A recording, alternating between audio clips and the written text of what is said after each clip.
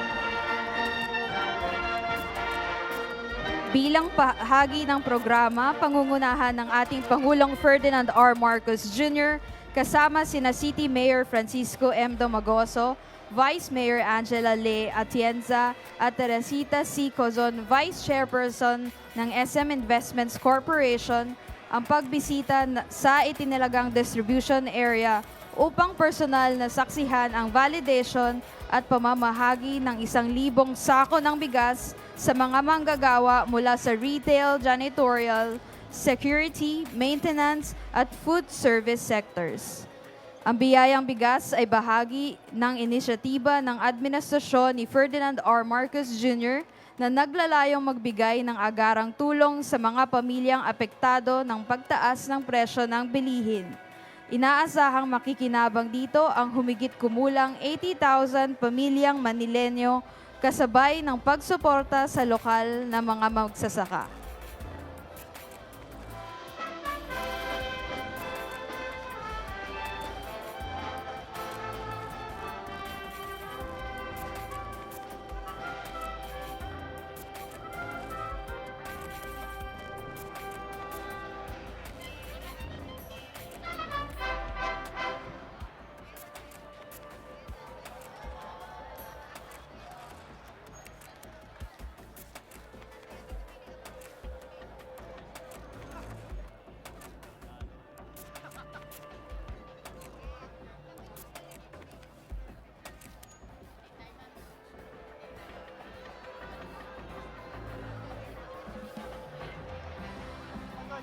Ngayon, kasalukuyan pa rin nagdidistribute ang ating Pangulo kasama sina Mayor Isko ng mga biyayang bigas para sa ating Manilenyo.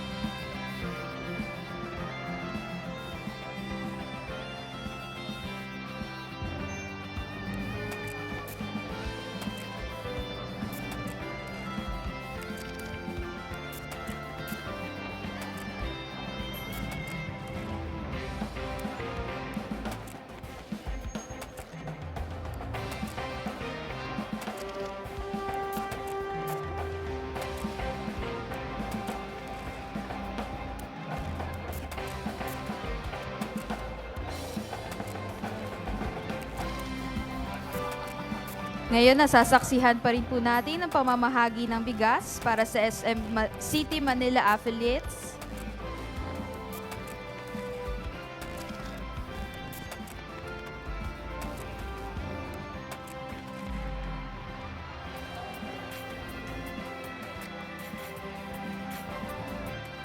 Muli mga kababayan, ang Pangulo ng Republika ng Pilipinas, His Excellency Ferdinand R. Marcos Jr.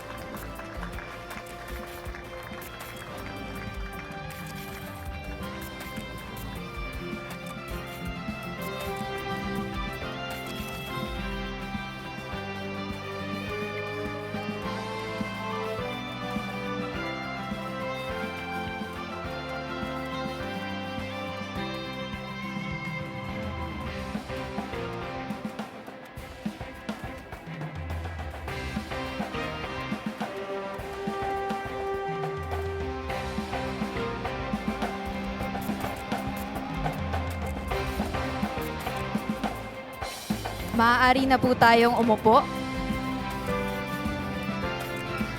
Magandang umaga po sa ating lahat. Tayo ay nagtitipon-tipon ngayong araw para sa pamamahagi ng biyayang bigas para sa Maynila. Upang magbigay ng paunang pananalita, inaanyayahan po natin ang butihing mayor ng lungsod ng Maynila, kagalang-galang Mayor Francisco Isko Moreno Domagoso.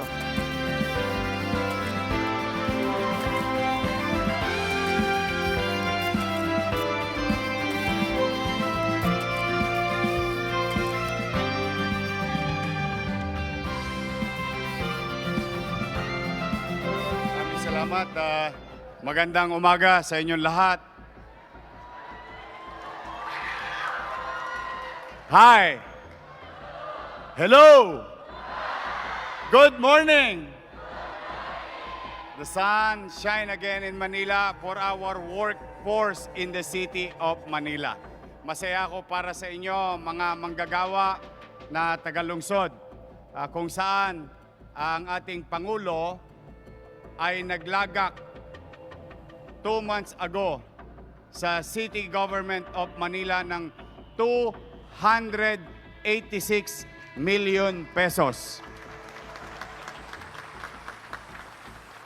At ayon na rin sa direktiba ng Pangulo na tulungan naman yung kayong mga nagbabayad ng buwis. Kaya ito po personal choice niya. Kaya natutuwa naman kami, hindi lang ho ito mangyayari sa Maynila. Mangyayari po ito sa buong bansa dahil sa Local Government Support Fund na binibigay ng Office of the President. Kaya, Mr. President, bago ko po kayo ipakilala, buong kababaang loob, taos puso po kaming nagpapasalamat on behalf of the people of Manila. Thank you very much in these struggling, challenging times that you're helping the people of Manila. Maraming salamat.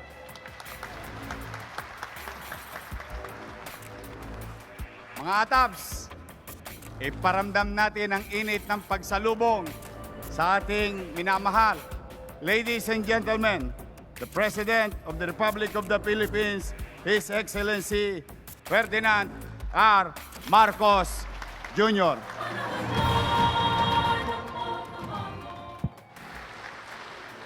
Maraming salamat sa ating butihing mayor, Mayor Isko, sa iyong pagpakilala at saka sa lahat ng kanyang magandang salita sa ngayong umaga na ito. At magandang umaga po sa ating mga kababayan. At nandito po tayo upang witnessin yung pagbigay natin ng biyayang bigas. Ito ay nandito sa Maynila. Ay hindi, kagaya ng sinabi ni Jorme, hindi naman dito lang sa Maynila ito. Ito ay gagawin natin sa buong bansa. Nauna lang ang Manila dahil mabilis gumalaw ang Office of the Mayor dito sa Maynila. Kaya lagi silang nauuna. Silang laging pagka nagbubukas kami ng programa, nauuna sa sinasabi ko, sino yung handa? Sino yung ready? Maynila, pwede na raw bukas. O yan, di punta na ako sa Maynila. Ito po, alam niyo po, itong programa na ito ay aming ginawa dahil ay talagang tinutugunan natin ang lalong-lalo na lahat ng mga kababayan nating nangangailangan ng lahat ng mga iba't ibang bagay. Ngunit ang nangunguna dyan ay yung pagkain. At sa pagkain, tayo mga Pilipino ay pag pinag-usapan ng pagkain, kailangan bigas. At yung ulam, siguro mas madali na yun. Basta't may bigas, buhay na tayo. Kaya ginawa po namin ay gumawa tayo ng programa para nga tiyakin na lahat ng ating mga kababayan ay kahit papaano may kinakain. Alam nyo po, noong una akong umupo, may nagtanong sa akin na reporter, tinanong sa akin, ano talaga ang pangarap mo dito sa administrasyon mo? Sabi ko, sana pagbaba ko bilang Pangulo ay masasabi ko wala nang gutom na Pilipino. Kaya po aming ginagawa, patuloy na ginagawa ito. Ginawa po natin ito sa pamamagitan ng tinatawag na LGSF, yun ay Local Government Support Fund. Ito ay isang pondo na matagal na dun. Governor pa ako, nakikita ko na yan, pero wala kaming nakikita na bumababa sa local government. Kung saan-saan, hindi ko kung saan-saan nagagamit yung pondong yan. Kaya ang ginawa ko ay tiniyak ko na talagang local government ang mabibigyan ng tulong. At dahil talaga dapat sa kanila yung pondo na ito. At pangalawa, mas mabilis gumalaw. Pag inaantay natin ang national government, siyempre malayo ang pupuntahan ng pondo yan. Ang daming mga papeles na kailangan gawin, daming mga dokumento. Tapos iisa-isahin ninyo yung bawat probinsya, bawat lungsod, iisa-isahin nyo, medyo matagal. Kaya sabi ko, ba't di na lang natin bigay yung pondo sa ating mga local government? Sila na ang bahala at silang on the ground. Tama naman ang nangyari. Nakita naman ninyo, pagbaba ng pondo sa ating mga LGU executives, ay agad-agad ay nakikita natin ang resulta. Nandyan na ang ating pagbigay ng biyayang bigas para sa ating mga kababayan. Lalong-lalo na sa mga talagang nangangailangan. Sa kasalukuyan, today is April 15, ay nakapag-release na ang national government na halos 15 bilyong piso para dito sa programang ito. At dito sa Maynila, ang magiging benepisyaryo dito ay mga 80,000. Tama ba yun? 80,000 ang magiging beneficiary dito. Ang programang ito ay magbibigay nitong 10 kilo na bigas 6 na beses sa isang taon. At patuloy lang ating binigay na po natin sa ating mga local government para naman ay mabilis. At alam ng local government kasi kuminsan yung listahan ng ating mga dito sa national government, sa mga ahensya, kuminsan luma na kasi sino ba talaga yung mga nangangailangan? Sino ba yung mga talagang mahihirap na walang makain? Kuminsan yung listahan namin, medyo nahuhuli. Sabi ko, naging gobernador nga ako. Sabi ko, alam namin yan. Araw-araw namin ginagawa yung listahan na yan. Kaming tanungin ninyo. Kaya ganun na nga ang ginawa namin. Tinatanong namin ang mga LGU executive para ang LGU executive ang nakakaalam kung saan pupunta, sino ang nangangailangan, paano pabilisin ang pagpaabot ng tulong sa ating mga mahal na kababayan. Kaya po, ito po ang simula. Kagaya ng sabi ko, nauna ang Maynila, ngunit patuloy po ito at saka buong bansa ay mabibigyan natin. Nataon naman na nagkaroon ng krisis pa sa gitnang silangan sa Middle East. Nakita naman natin ang pangyayari ng kagera, nagtaasan ng presyo ng langis. Alam naman natin, pag tumaas ang presyo ng langis, sabay-sabay, lalong-lalo na ang pagkain. Kaya yun ang binabantayan namin na mabuti. Na kahit papano, na yung hindi ganong kabigat ang magiging epekto sa taong bayan. Yun ang aming binabantayan.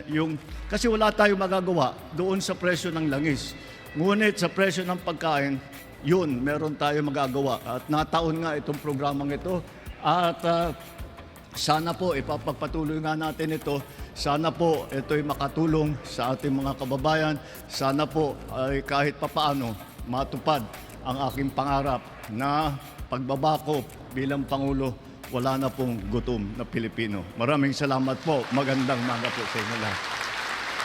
Maraming salamat po, mahal na Pangulo. Sa puntong ito, inaanyayahan po natin ang ating Pangulo upang magtungo sa ibaba ng stage para sa photo opportunity kasama ang ating mga benepisyaryo.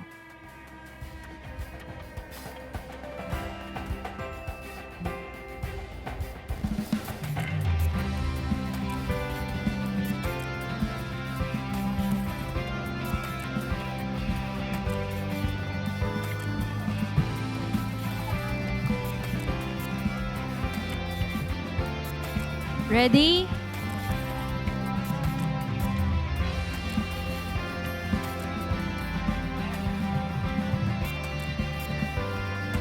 May we invite everyone po na tumayo at samahan ng ating Pangulo para sa isang photo opportunity.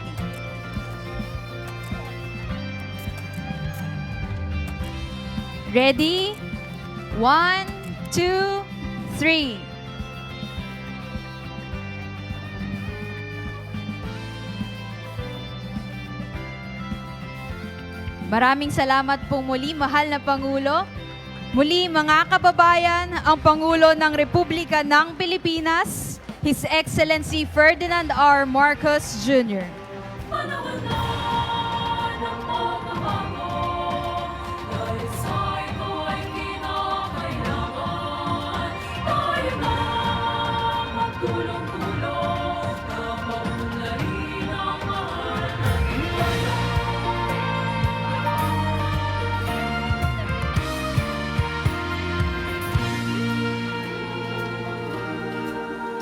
Panahon na ng pagbabago, dahil sa ito